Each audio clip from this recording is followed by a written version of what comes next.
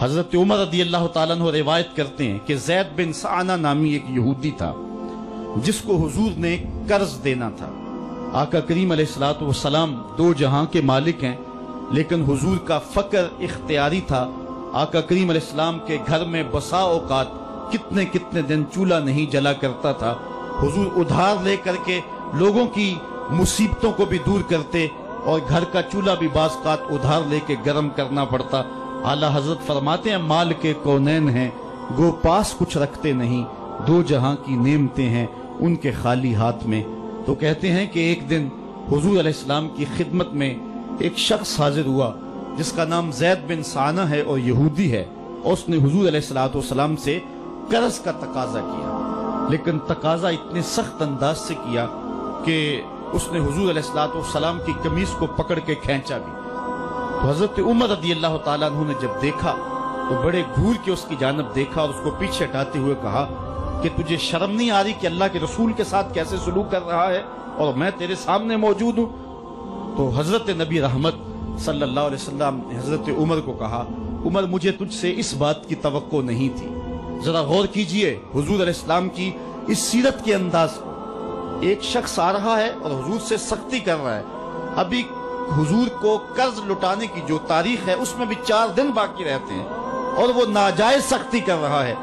حضرت عمر رضی اللہ تعالیٰ عنہ نے جب اس کو گھورا اور سختی کی تو حضور علیہ السلام نے فرمایا عمر مجھے تیرے سے اس بات کی توقع نہیں تھی، تمہارا کام تو یہ تھا کہ مجھے حسن ادا کی تلقین کرتے کہ اچھے انداز سے قرض واپس کرو، اور اس کو جو ہے وہ نرمی کی تلقین کرتے، اور پھر آقا کریم علیہ السلام نے فرمایا اس کا قرض ادا کر دو، اور اے عمر جو تم نے اس کو گھورا ہے اس کے بدلے میں 20 وسق زیادہ کھجوریں بھی تم اس کو دو گے۔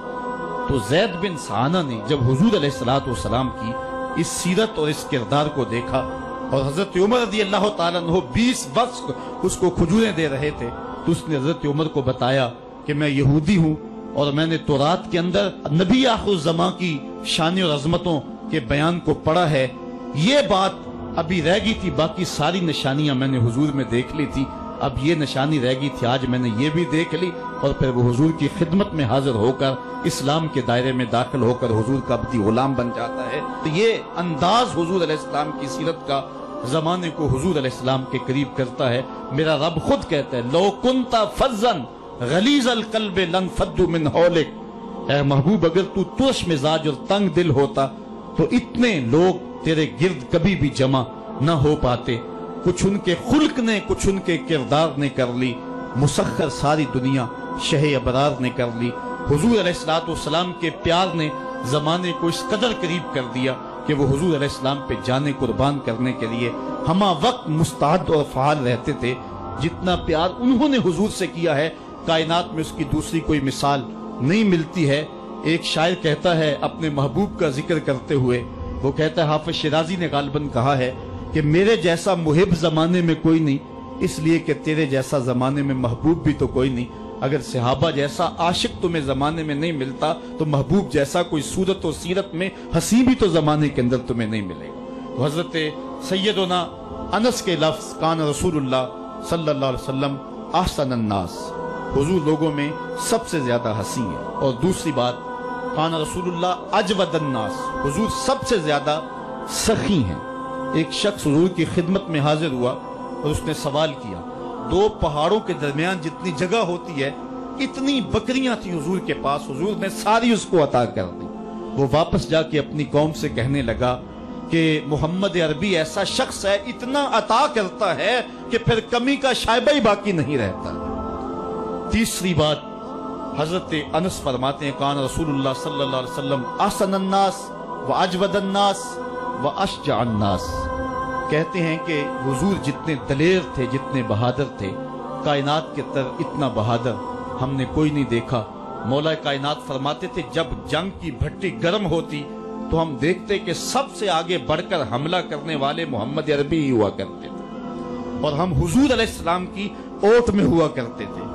آقا کریم علیہ السلام نے اپنی زندگی میں اپنی تلوار سے اور اپنے نیزے سے جو ہے وہ کسی کو قتل نہیں کیا ہے، صرف ابی بن خلف وہ بد نصیب شخص تھا جس نے کہا تھا کہ میں نے گھوڑا رکھا ہے جس کو 16 رتن مکئی کے دانے روز ڈالتا ہوں اور اس گھوڑے کے اوپر سوار ہو کے میں آؤں گا اور اے محمد معاذ اللہ آپ کو شہید کر دوں گا.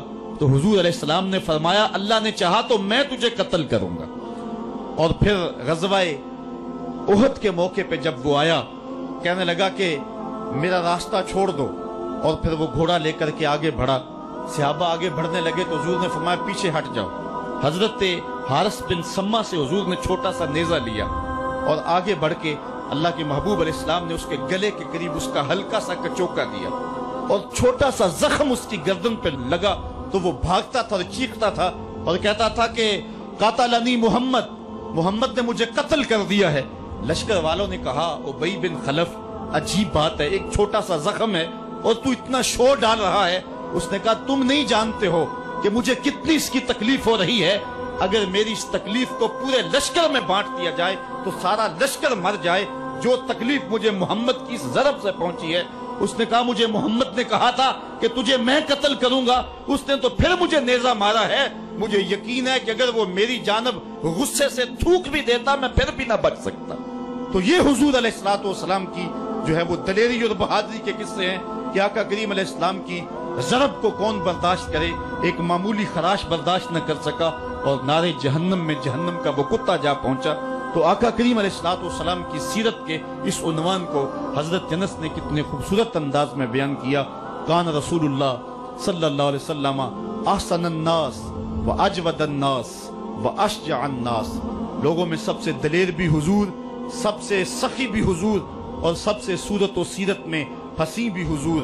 حضرت نبی رحمت صلی اللہ علیہ وسلم غزوہ حنین کے موقع پہ آپ دیکھیں سفید خچر کے اوپر سوار ہیں اور ایک پہاڑی درے میں کافر گھات لگائے بیٹھے تھے. جب اچانک انہوں نے تیر اندازی کی تو لشکر اسلام میں بھگدڑ مچ گئی.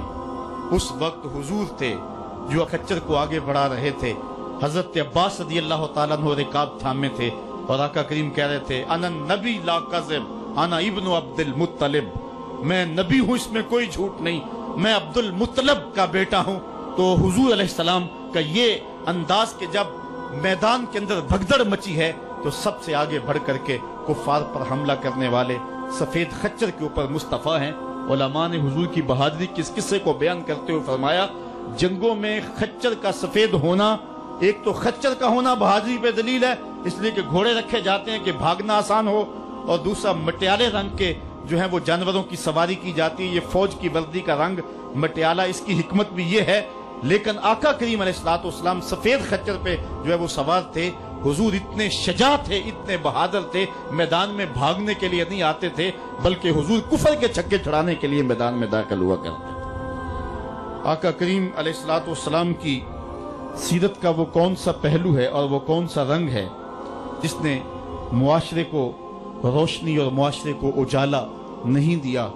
آج میرے اور آپ کے آقا و مولا کی یہ سیرت ہمیں حضور علیہ السلام کی محبت کا حقدار بنائے گی. حضور اس دنیا کے اوپر مکارم اخلاق کی تکمیل کے لیے جلوہ گر ہوئے اور قرآن آپ کے خلق کی گواہی ہے. اس لیے حضور کی سیرت کو اپنانے کا تقاضا یقیناً آج کی اس بابرکت محفل میں آج کا یہ اجتماع ہم سے کر رہا ہے. ہم اپنی زندگی کو اور طرز حیات کو حضور کی سیرت کے سانچے میں ڈھال کر کے زندگی کی ایک ایک سانس اور ایک ایک لمحہ حضور کے نام پہ گزار دیں گے. اور آقا کریم علیہ السلام نے جس انداز سے اپنا خوبصورت زمانہ اور حیات ظاہری کا وقت گزارا اور ہمارے لیے روشنی چھوڑی، وہ قیامت تک آنے والی نسلوں کے لیے ایک اجالا ہے. امت مسلمہ بھانج نہیں ہے کہ اس کو عبادات کا طریقہ کسی اور جگہ سے لینا پڑے اور حسن اخلاق کسی اور جگہ سے لینا پڑے، اس کو قوانین کسی اور جگہ سے لینے پڑیں اور ان کو جو ہے وہ اپنی عائلی زندگی کا نظام کسی اور جگہ سے لینا پڑے. ہماری زندگی کے سارے نمونے مصطفیٰ کریم کی ذات میں موجود ہیں. میرے رب نے کہا لَقَدْ كَانَ لَكُمْ فِي رَسُولِ اللَّهِ أُسْوَةٌ حَسَنَةٌ، حضور کی زندگی تمہارے لیے بہترین نمونہ ہے. اللہ حضور کی زندگی کا نور ہمارے من میں اتار دے، ہمارے باطن کو حرارت اور نور اور اجلا پن نصیب کرے. کار ما آخر شدو آخر ز ما کار نشد، مشت خاک ما غبارے کوچہ یار نشد. و آخر دعوانا ان الحمدللہ رب العالمین.